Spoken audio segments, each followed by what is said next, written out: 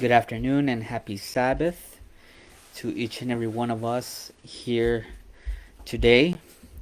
My name is Salvador Gomez, and I will be your host um, in giving our continued study on the third angel's message. And as we go forward, just want to give a little um, recap on what we have studied so far. We have looked at the termination of the prophetic periods. In October 22nd, 1844, is when uh, when those prophetic periods came to an end. Specifically, the 2520, or the seven times of the Gentiles, down to the um, 2300 days as well, according to Daniel 8:14. And we saw that at the end of that specific prophecy, there would be a cleansing of the sanctuary. Now, which sanctuary was that? Um, we came to find that they believed that it was the earth. There was a popular teaching in the 1840s saying that it was the earth, and this is why they believed that Jesus was coming to the earth. But under uh, more investigation of the scriptures, they found that that sanctuary was where? In heaven, right? And that's the original tabernacle that the Lord pitched and not man. There, Christ is doing the work of cleansing the sanctuary. That's where we are able to see the anti-type of the feast, the Day of Atonement. And that's something that we studied under this third angel as well. And again, when we're looking at the first, second, and third angel's message, we're looking at a movement. We saw that the first message was based under the movement in the 1840s, down to the close of those prophetic periods in 1844, October 22nd. And now, under the third angel, there is a new movement. However, that movement does not do away with the first and second angel. Is that clear? It doesn't do away with the first angel or the second. It actually complements those messages and then makes it more important. Okay, because after that time period in 1844, they went back and looked at the evidences that they had already received under the first and second angel's messages. Does that make sense? And so, um, we saw as early as December 1844, after that great disappointment, God raises up a witness, uh, young lady by the name of Ellen Harmon. This young lady begins to receive visions, and it was this vision, the it had a particular name, I'm trying to remember, the day star vision. This was that vision that she saw when she was in this prayer meeting just like the ones we have, where five uh, women have gathered to pray. Now we're talking after the great disappointment, right? And so they all gathered to pray, and we recall that Ellen White had difficulty expressing herself in prayer. She felt the need to, but was very difficult. Remember that? And so as they began to pray, when it was her turn, something came over her where she just began to speak and pray. And while she was praying, she felt that something took over in her. And then she went off in vision. She sees um, that there is uh, well, before she sees the path, she's looking for the Advent people, right? And when she's told, look up a little higher. And when she looks up a little higher, what does she see? A path. It's the people of God on the path, and that behind them they had something set up. Do you remember what that was? The midnight cry. And then we had studied under the first and second angel's message that the midnight cry was the message that was given by Samuel S. Snow, giving the explanation of the prophetic periods, and not only that, but the actual date for the completion of those prophetic periods, which was under the seventh Jewish month, right? Um, and the exact termination of that time, according to our calendar, October 22nd, 1844, right? So that's the light that uh, gives them visibility while they are on that path. It comes from behind, right? And so that light gives them visibility on that path all the way down to the New Jerusalem. So, in other words, that light is so important that it never is to dim out, and it's never to go away. Does that make sense? Okay, and then we also saw attached to that vision, we saw in the second part of that vision that she also saw a throne, and who was upon that throne? The Father. And that the Son was also there, right? She saw the personality of the Father, and she also saw the Son. And that the Father arose and went into the most holy place, and then the Son followed, right? But before he went in, he told those people that were waiting, those three groups of people, do you remember who they were? The Advent people, the church, and the world. Those were the ones that were before the throne. And then we saw under that vision that he tells the waiting ones, the ones that were actually waiting for Christ to come, right? He tells them, wait here, I'm going to receive the kingdom, right? And in this vision, we're actually looking at the parable of the 10 virgins, right? It was the 5 wise, the 5 foolish. The 5 wise have extra oil, and they are the ones that meet up with the husband, right? When that period came, this is actually what's going on. The son, the husband, tells those people, the 5 wise, wait here while I go receive the kingdom. Keep yourselves spotless until I come. And so there is a time of waiting. They have to wait for Christ to come back again, right? But while they wait, where is Christ going? Into the most holy place with the Father, right? Okay. So we saw that how many individuals or how many divine beings are in the most holy place? Just God and the Son. Exactly. Just 2. There is no other being there, right? But then we saw that in that same vision, there is another individual that appears in the holy. Yeah. Where Christ was, right? There's another individual that appears. Who is it? Satan. Satan. He assumes the position where Christ was. And those that had rejected the messages, the first and second, got stuck there, yes. They receive, because remember Christ breathed on those that were waiting, right? And he gave them his spirit.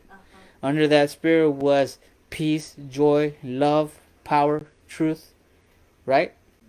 But then when Satan breathed on the ones that rejected the message, what did they receive? Separate. They receive truth, power, right? But no love, peace, and joy. Oh no? No.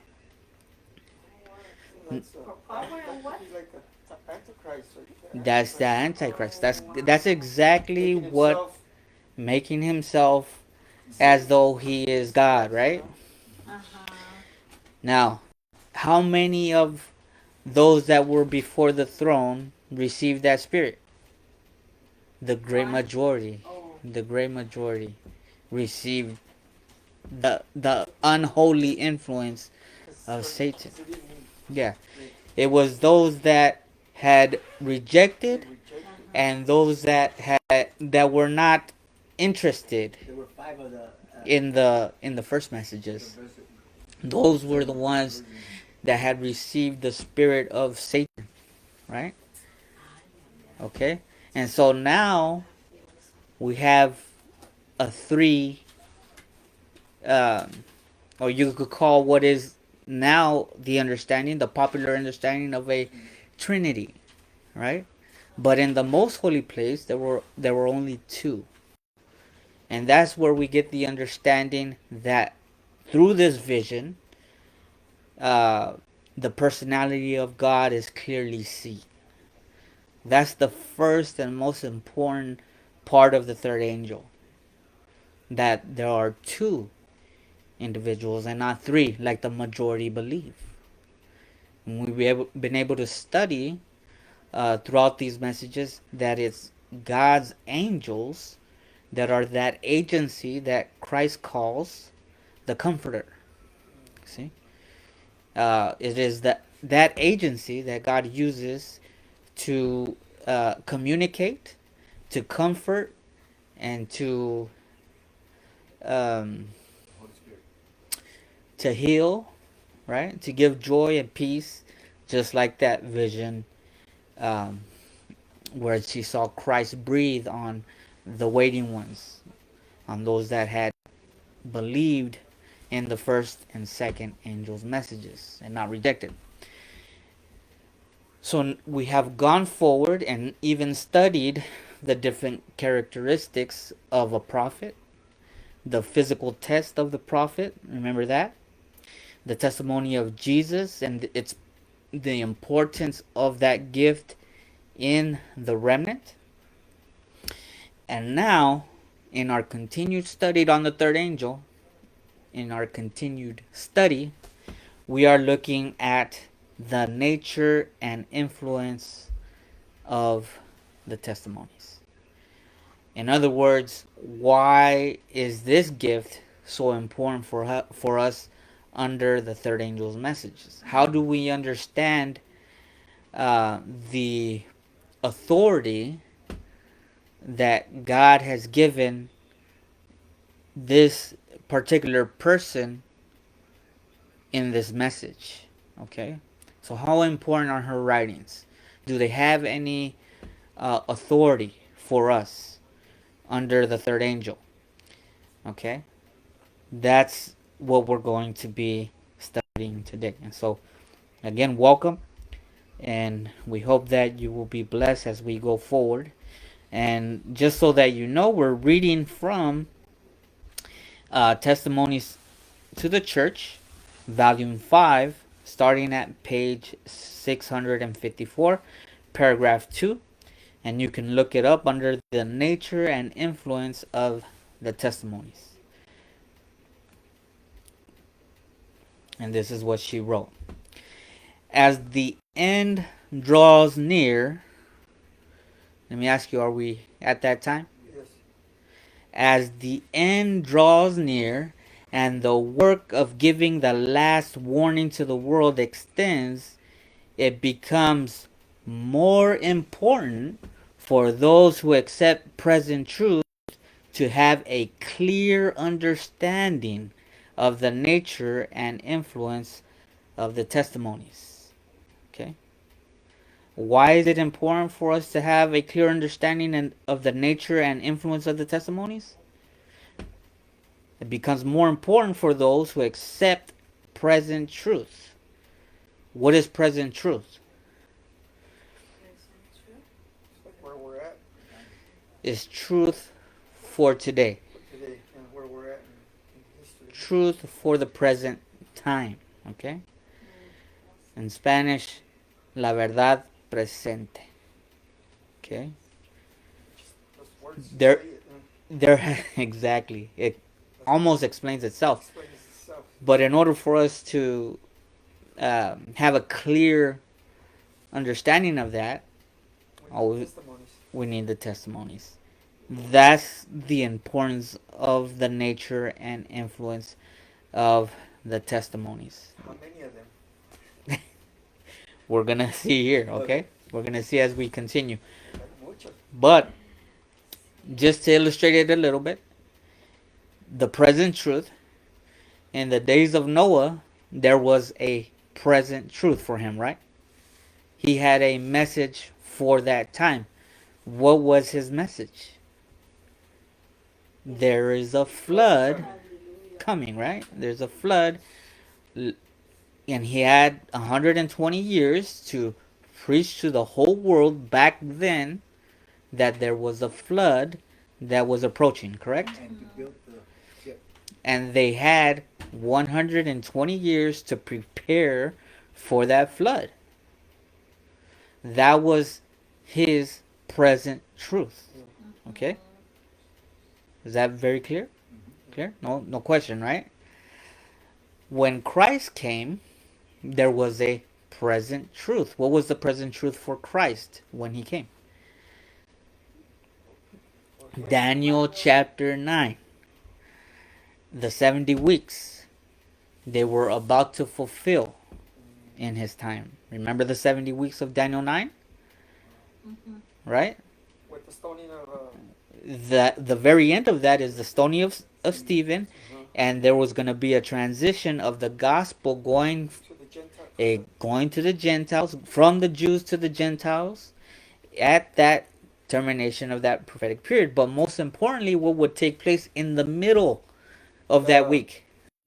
Crucifixion. The crucifixion of the Messiah, the crucifixion of the Prince, Yeah. right? Michael, Jesus. He was going to be crucified, and that needed to be announced. Who began to announce that time? John the Baptist. John the Baptist, right? Yes. And we have two individuals speaking about that time, starting with John because he had to prepare the way for Christ. And then once he saw Christ, what did he say? Lamb of God. Behold, the Lamb of God that taketh away the sin of the world. And so that's what the present truth was for his time, right? And so going down to the Great Advent movement, there was present truth. What was the present truth for their time? The termination of the prophetic periods. Not only the 70 weeks, but the 2,300 days and the 7 times, the 2520, the 2450. Okay? All of these prophetic periods were coming to a close. And we also saw that they were tested under these prophetic periods because there was more than one disappointment. Right? It tried their faith. Those that continued to believe moved on and received more light under the second angel's messages. Under the second angel's message, where they were called to come out of the churches that had rejected these messages. Right? Then on to the midnight cry. Then the 7th month movement, the midnight cry. Okay, so we're able to see that was the present truth for them, right? So now under the third angel's message, we have a present truth. Do you remember what that present truth was? Para el tercer ángel, Uh-huh. aquí con cuando lo de William Miller, What does the third angel say? um, no me acuerdo. Here are those that keep the commandments of God and have the faith or testimony of Jesus. Those are, you could apply either or, but it actually says faith of Jesus. They have the faith of Jesus. Now, we're still going to look at the uh, commandments of God in relation to the third angel's message, but there's a warning, a specific warning that the third angel gives, right? Do you remember what that warning is? Midnight. The warning of the third angel, right? He is letting people know that they should not receive what? Mark of the beast. The mark of the beast. The mark of the beast. Okay? Because whoever receives that mark will be punished under the 7 last plagues. Okay? And so, this that we're studying right now is present truth. Everything that we have gone over, the first, second angel, and now the third, is the present truth. This is what God wants us to know for our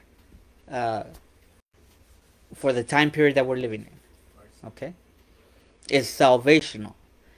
Nothing is to be rejected. Everything is to be understood in order for us to receive what's called the latter rain. Okay? And that latter rain is the loud cry of the fourth angel. That's that message that will give a close to the time of the close of probation. That message is to extend all the way down to when there's no more probation. Okay? So, is that message important? Very. Very important. And in order for us to receive that message, these first, second, and third angel needs to be understood. And that's what we're reading right here. The importance of understanding these messages. She saw that the importance of understanding the testimonies, the visions that God gave her, would be more and more important as we get to this point in time. So, in other words, her prophesying the visions she received are more applicable for us than it was for them. Notice what she continues to say. Which God in his providence has linked with the work of the third angel's message. Okay, so God in his providence, remember God's providence? It was God's providence that they should meet with disappointment, right? Remember the first disappointment, the second disappointment? These were all tests that God had prepared for them to see if they would remain faithful or if they would get discouraged and fall off. Remember? If they truly believe. If they truly believed. And so here is, in God's providence, God has linked with the work of the third angel's message from its very rise. And when was the rise of the third angel? At the end of the 2,520 days or years, 2520, and the 2,300 days. That's when the message was at its rise. The third angel's message, that is. In the following pages are the given extracts from what I have written during the last 40 years. Okay? So here she's 40 years past that time, that is 1844. She's going over several of her writings, and now she's going to place them in a way that we would understand why they are important for us. Okay? And also presenting what God has shown me concerning the nature and importance of the testimonies, the manner in which they are given, and how they should be regarded. Okay, does that make sense so far? Yeah. Thank you. It was not long after the passing of the time in 1844, October 22nd through December 1844, that my first vision was given me. I was visiting a dear sister in Christ whose heart was knit with mine. 5 of us, all women, were kneeling quietly at the family altar. While we were praying, the power of God came upon me as I had never felt it before. I seemed to be surrounded with light and to be rising higher and higher from the earth. This is taken from Testimonies for the Church. De, 1. Este es de Ellen. Yes, Ellen White. that's Ellen White speaking, yes, or writing. This is taken from Testimonies for the Church 1:58. At this time, I had a view of the experience of the Advent believers, the coming of Christ, and the reward to be given to the faithful. In a second vision, which soon followed the first, I wasn't able to read that. I was shown the trials through which I must pass, and that it was my duty. So now we're going to see what her duty was. It was my duty to go and relate to others what God had revealed to me. It was shown me that my labors would meet with great opposition, and that my heart would be rent with anguish, but that the grace of God would be sufficient to sustain me through all. Okay, so as a instrument that God would use, she would be tested, right? That she would go through different trials where, as she was called to give certain messages, she would be attacked, right? But not only that, she continues to say, the teaching of this vision troubled me exceedingly, for it pointed out my duty to go out among the people and present the truth. Okay, so she feels troubled that she has to go and do this, right? One great fear that oppressed me was that if I obeyed the call of duty and went out declaring myself to be one favored of the Most High, with visions and revelations for the people, I might yield to sinful exaltation and be lifted above the station that was right for me to occupy. And so here she's saying that she felt that if she held this very important position, okay, Kind of like what happened to Moses. kind of what happened to Moses. Moses was more like, he was afraid of not being able to give the message right. He he felt like he wasn't able to That's like I speak. said, like kind of. Here she's saying that she felt that she might end up yielding to pride. Okay, that she would in some way feel prideful by having this position. What's the position that she's given? The position of bearing messages for the people. That she is receiving direct communication from heaven, okay, to give these messages to the people. All right? So this is the fear that she has. She says, and lose my own soul. I had before me several cases such as I have here described, and my heart shrank from the trying ordeal. So this was her biggest fear. I now entreated that if I must go and relay what the Lord had shown me, I should be preserved from undue exaltation, pride. Said the angel, your prayers are heard and shall be answered. If this evil that you dread threatens you, the hand of God will be stretched out to save you by affliction. And so, how did God save her from that pride? By giving her affliction. In other words, some type of sickness, something to allow her to see her real need of God, right? Wow. It's so that she would not allow that pride to settle in. Okay? She kind of asked for that, huh? That's what she asked for. Yes, she asked to make sure that she would never feel so exalted by having this gift, so that she would be preserved from being lost. Okay, by affliction he will draw you to himself and preserve your humility. There it is.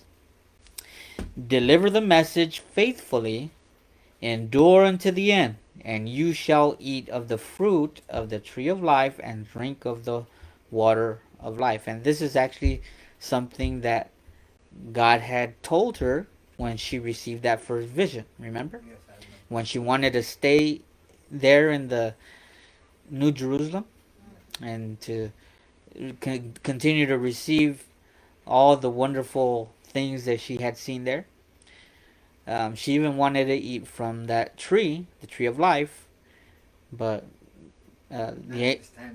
Christ told her, not yet. But if you're faithful, you will, like it says here, eat of the tree of life and drink of the water of life. Okay. At this time, in December 1844, there was fanaticism among some of those who had been believers in the first message. Okay? What is fanaticism? Do you remember? Remember what that? Yeah, like a fan, like fan. Como cuando estás viendo un game, eres un fanático, ahí estás ahí echando porras.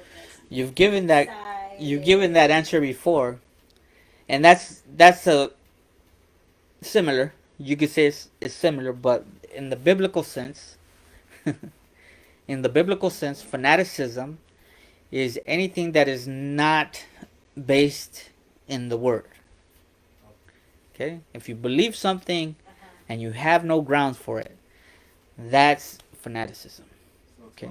It's false understanding, false theories, false ideas. Kind of like Oh, like the scribes and all them when the law, like Mhm. the Sabbath, they made it like That was fanaticism. Yes, that's exactly what that is. Okay? So remember in the biblical sense. Now, the worldly term for fanaticism, like Rocio was mentioning, is you're a fan of a sport, of a person, of a you're athlete. fight and kill for that. You're willing to do whatever. People, Hmm.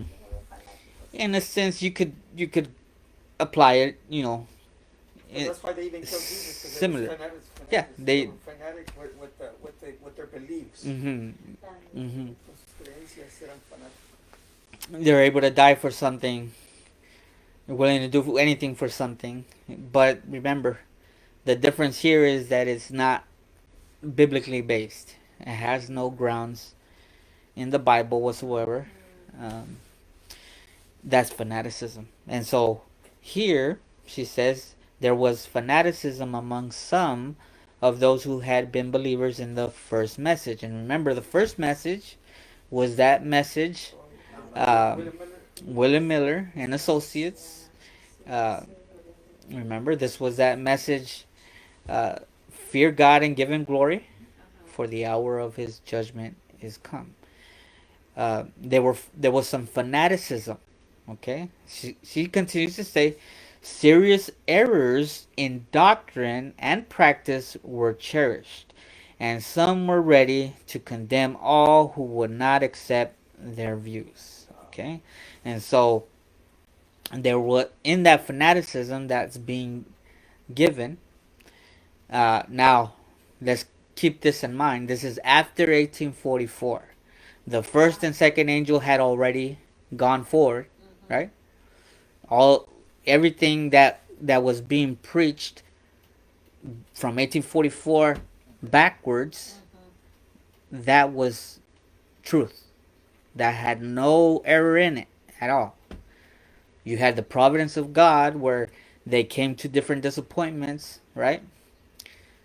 Other than that, Test. they were tested, right? That was necessary.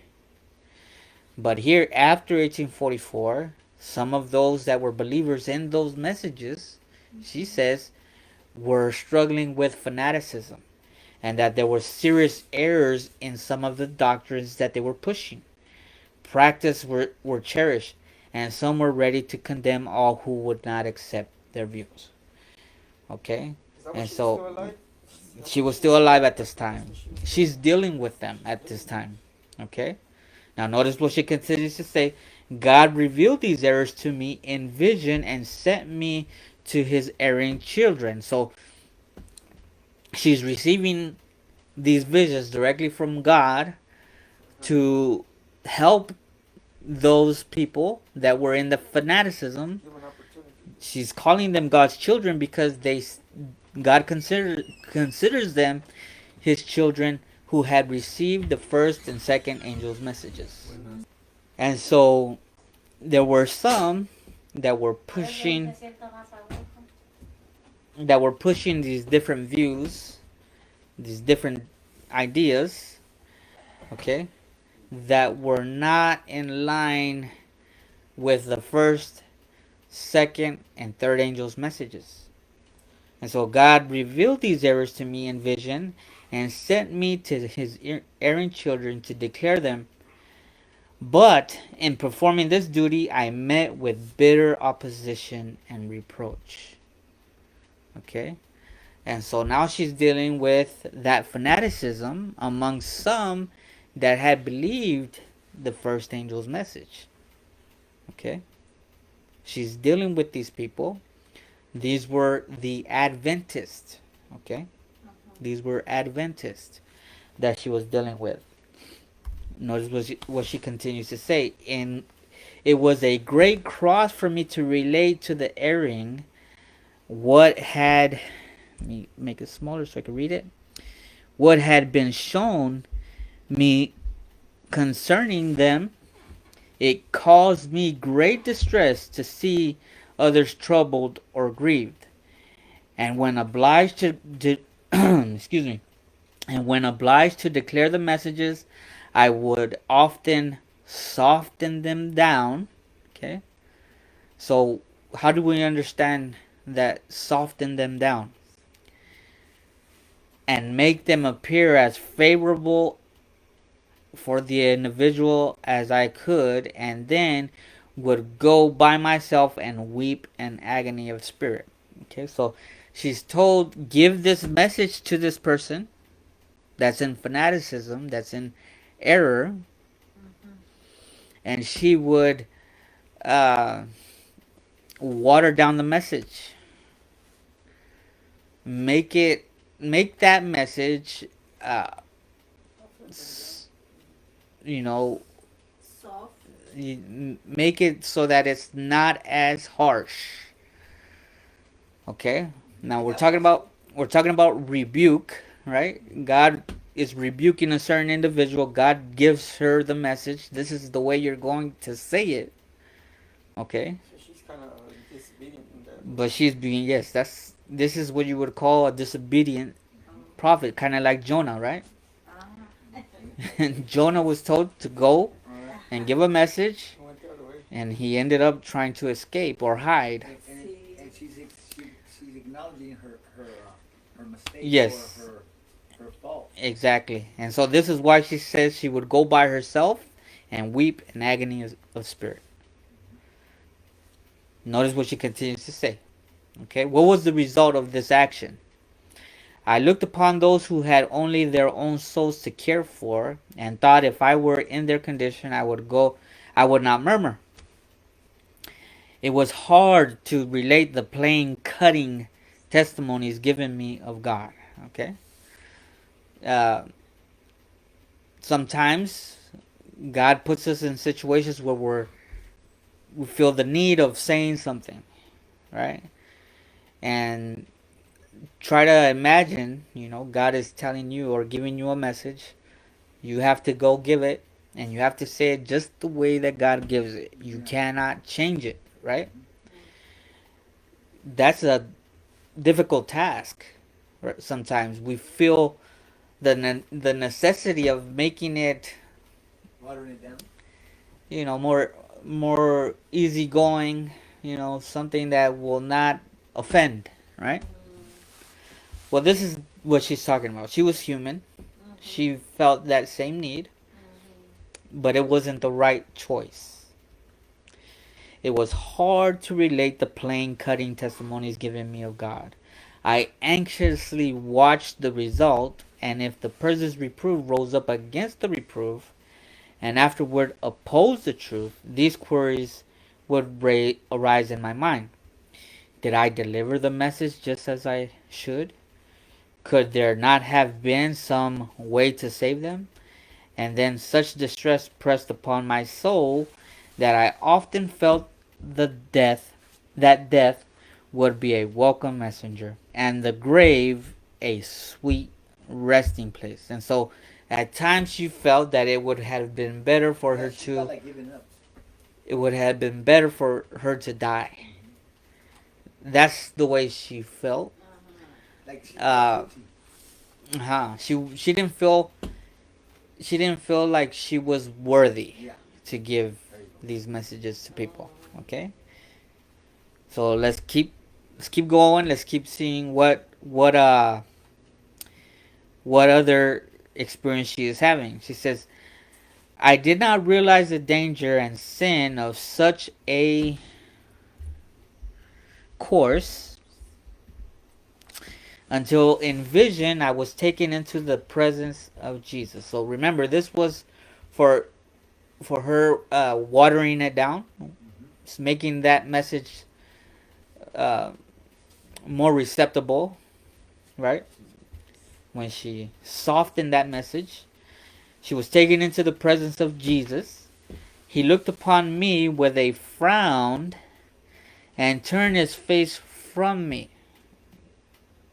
Now, I don't know if, usually when we picture Jesus, we see him with a big smile, right? Big smile on his face. Well, in this vision, he saw a frown. He wasn't so happy.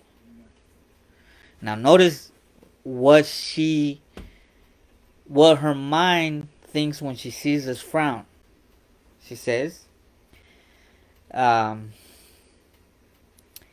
it is not possible to describe the terror and agony I then felt. I fell upon my face before him, but had no power to utter a word. And so in this vision, I don't know if you remember, we had studied the physical test of a prophet.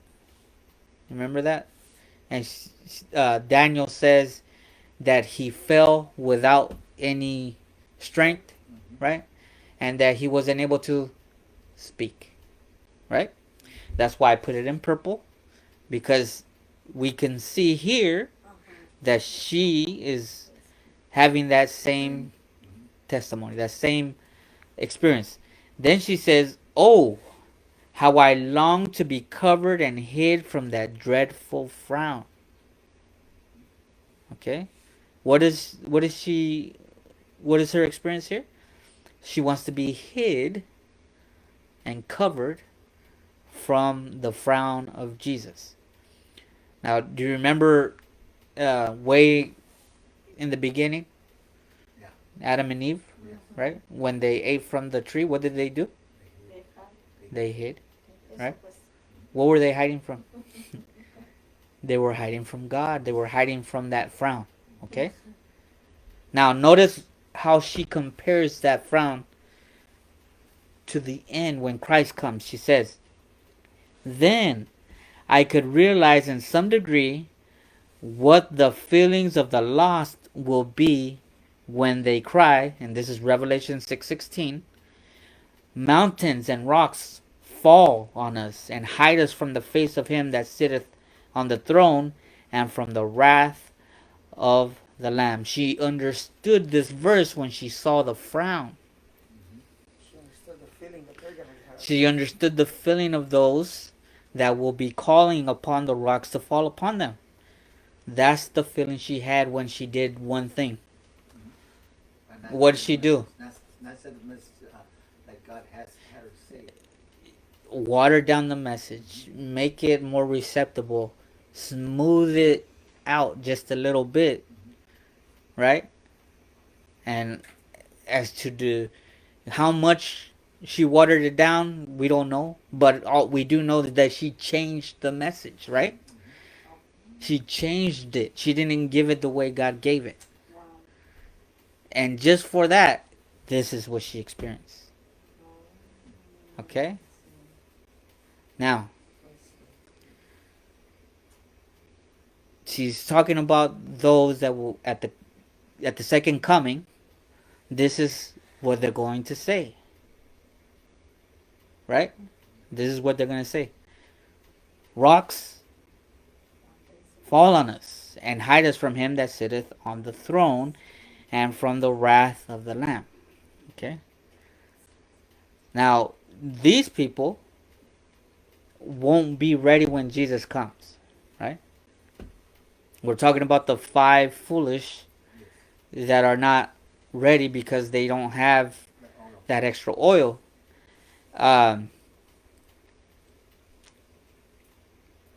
Will they have received that message that Christ gave them? No.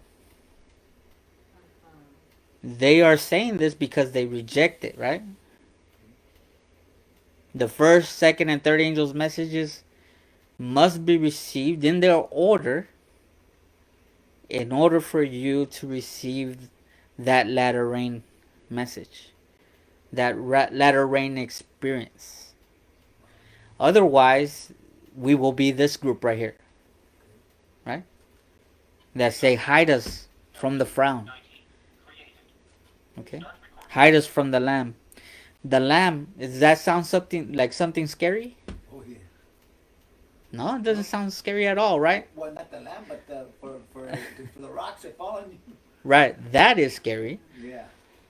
But they're asking for those rocks to fall because of the Lamb.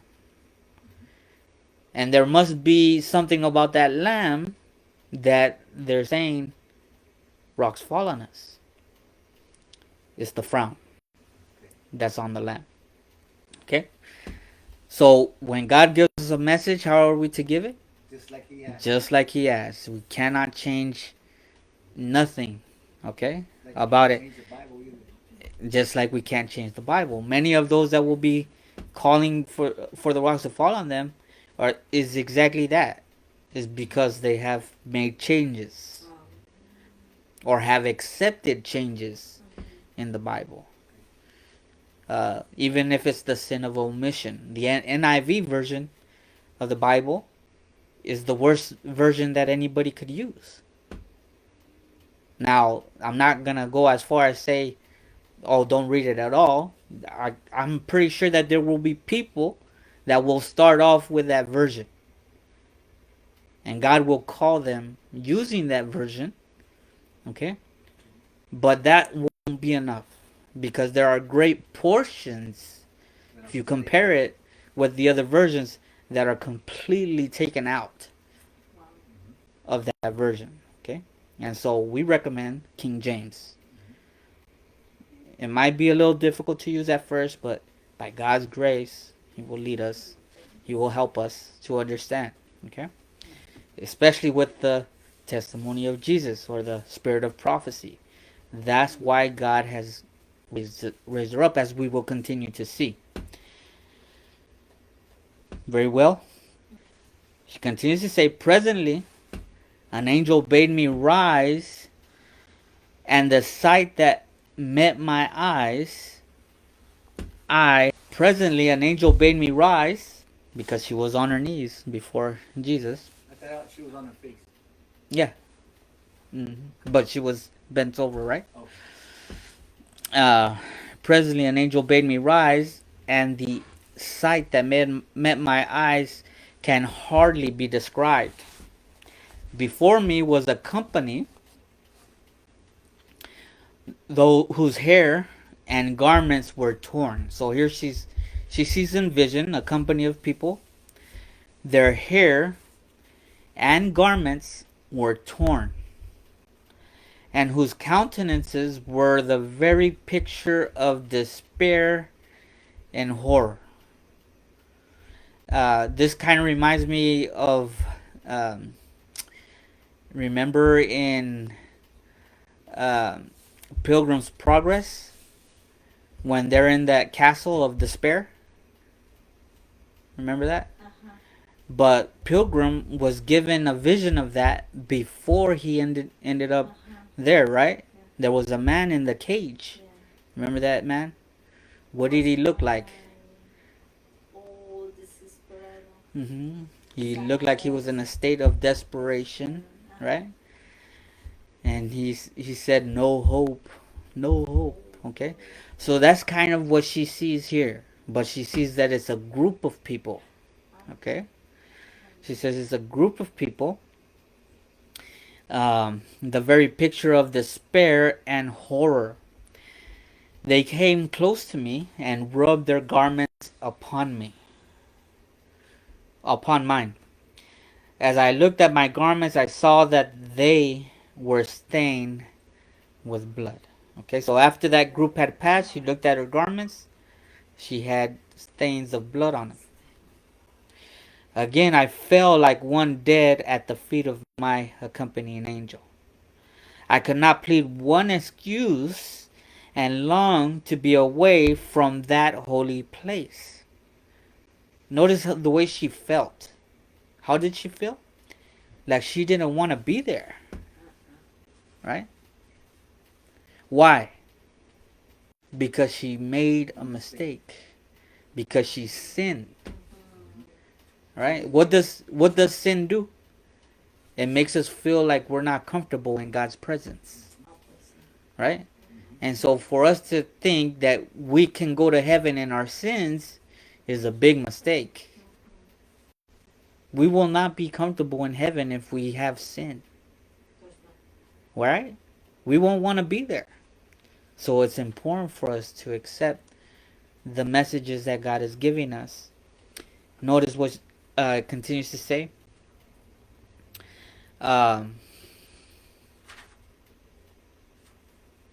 The angel raised me to my feet and said, "This is not your case now, but this scene has passed before you to let you know what your situation must be if you notice, neglect to declare to others what the Lord has revealed to you."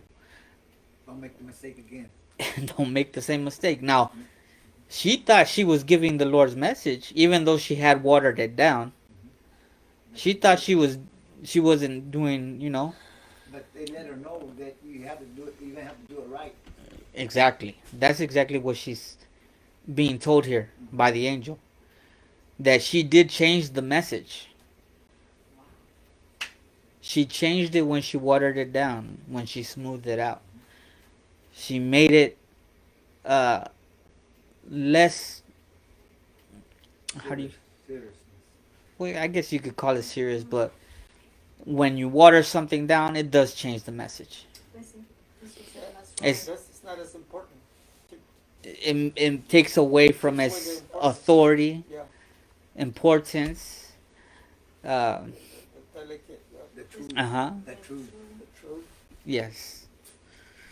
So she's told, this is not your case now, but you must not neglect to give the message exactly the way the Lord reveals it to you. Right?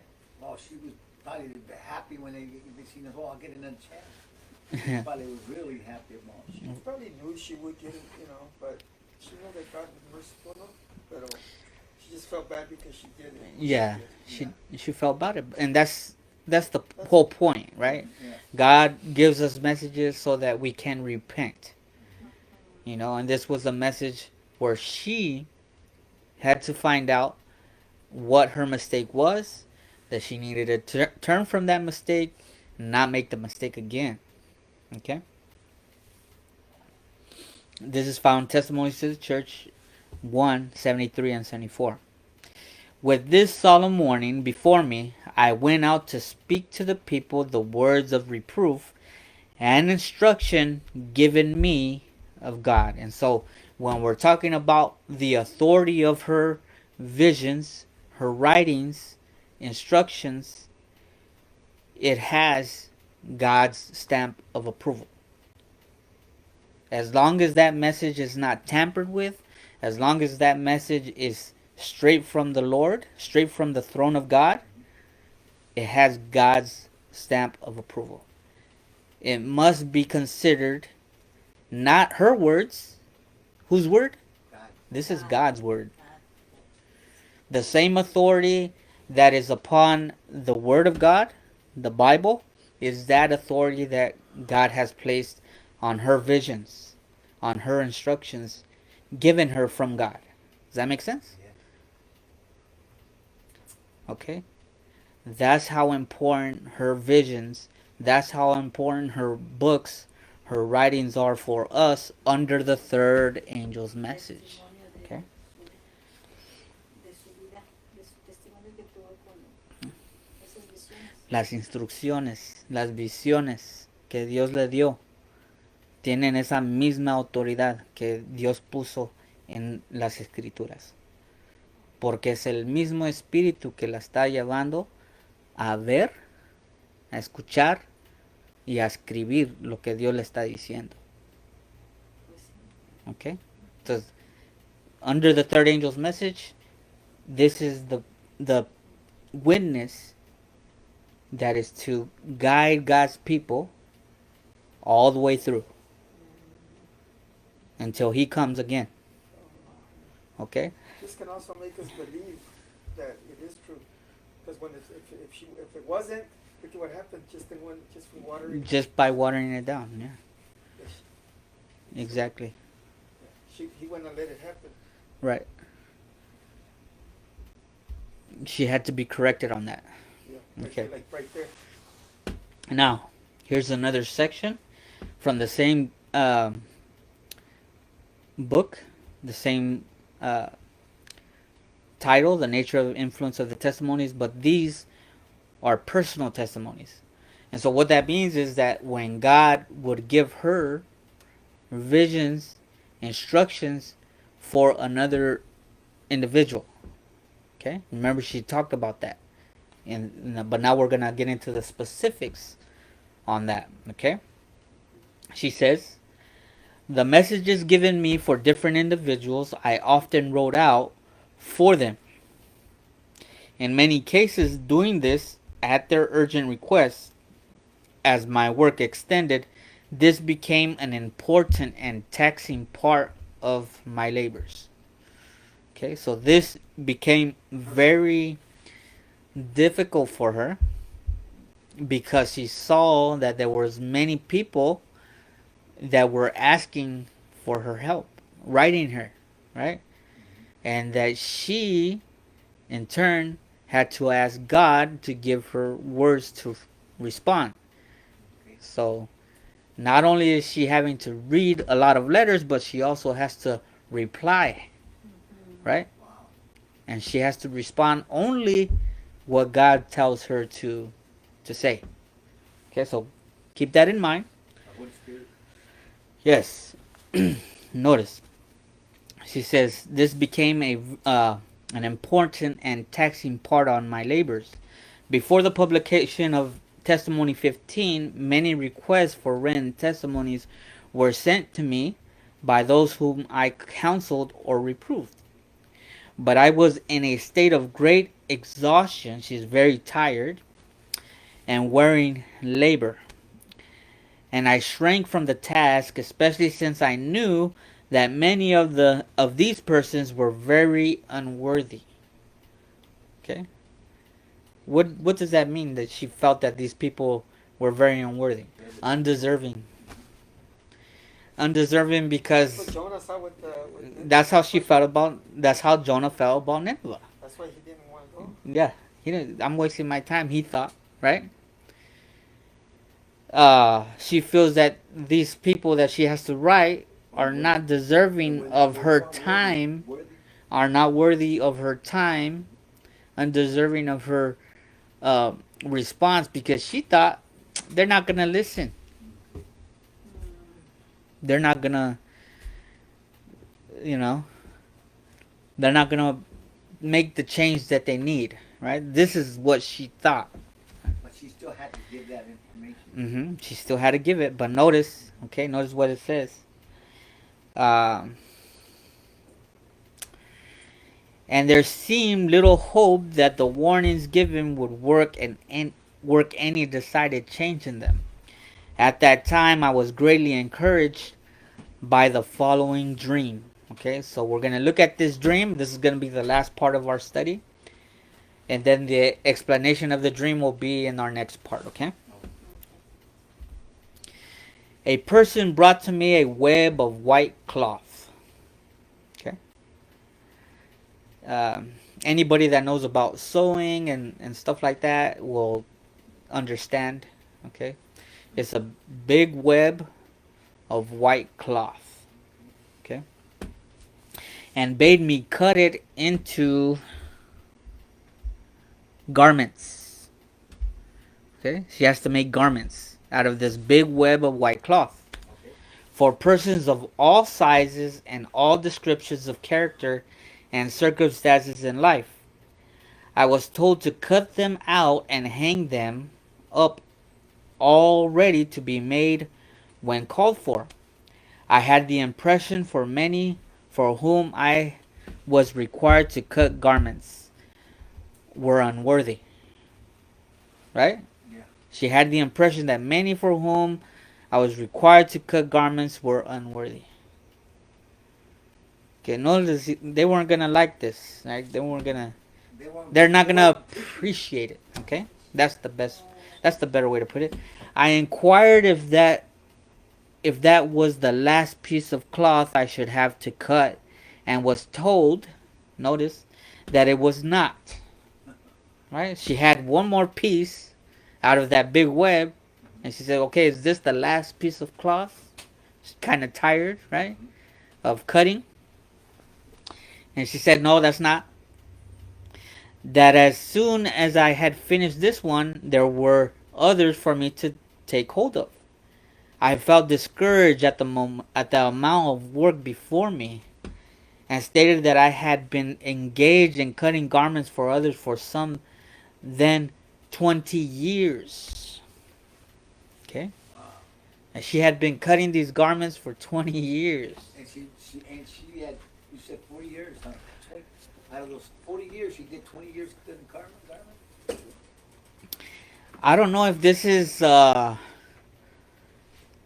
vision, so I'm not sure if those 20 years Meant that. meant the 40 or is this 20 out of the 40? Okay.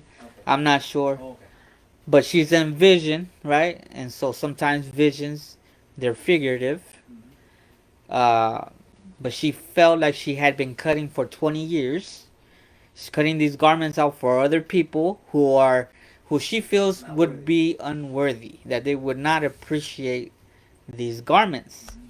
Okay? And she thought she was done, but she says, "Oh no, you're not done. You still have many, many more to go through." And she says, and my labors had not been appreciated, neither did I see that my work had accomplished much good. Okay? So she's been doing this for some time now, and she's trying to see what result would come. Right? And she does not see much good coming out of it. It's all her writings. These are all her right. That's exactly what it is. We know that part, right? We know that it has to do with her writings. It has to do with her. Because that's her work. And for every individual. That's what And for. That's what she didn't want because she wasn't. This has to do with her writing the for. plan was different. Uh-huh. She didn't probably know that the Lord's plan was to have that for our times. It is Oh, for our times. Yeah. It is. She didn't know that though. That's what she At least not. understood it. That's- At least not right here. She doesn't know it. That's just what I'm understanding. Mm-hmm.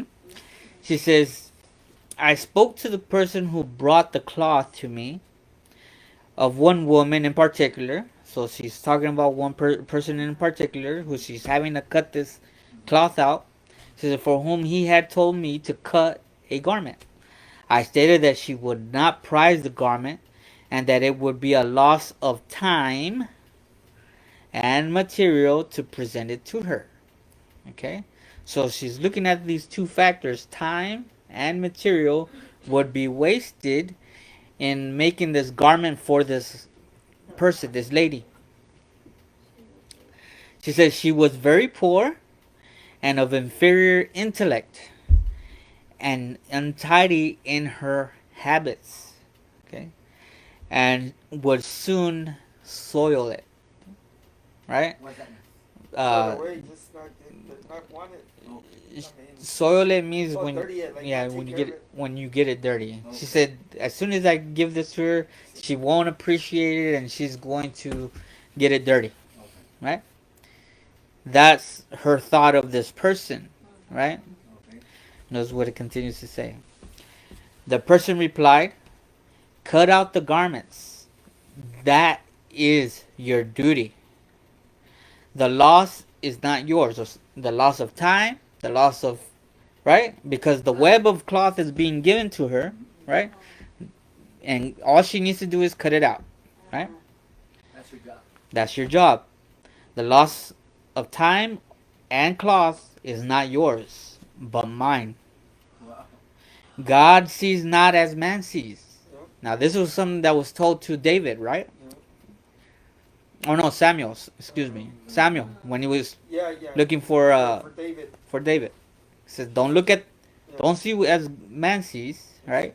God sees the inside. The heart. Man sees only the outside, right? This is exactly what she was doing, right? What'd she say? Oh, she was untidy, right? She was inferior intellect. She didn't seem as smart, right? God doesn't see those things. God sees the inside.